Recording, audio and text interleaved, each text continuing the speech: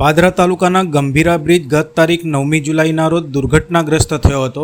જે દુર્ઘટનામાં બ્રિજનો ભાગ તૂટતા લોકો વાહનો સાથે નદીના પાણીમાં ખાબક્યા હતા। આ દુર્ઘટનામાં 2 નાના ભાઈ બહેન સહિત 20 નિર્દોષ લોકોના જીવ ગયા છે। જ્યારે પાદરાના નરસિંહપુરા ગામનો વિક્રમ રમેશ પડિયાર લાપતા થયો હતો। સર્ચ ઓપરેશન કરતી ટીમો મહીસાગર નદીમાં શોધખોળ કરી હતી, પરંતુ વિક્રમની ભાળ મળી ન હતી।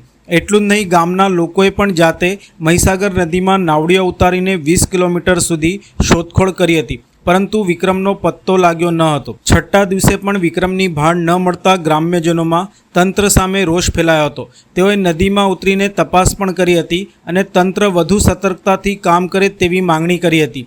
બીજી તરફ વિક્રમનો પત્તો ન લાગતા તેના પરિવારે બધી આશા છોડી દીધી હતી અને તેના અંતિમ સંસ્કાર કરવાનો નિર્ણય લીધો હતો।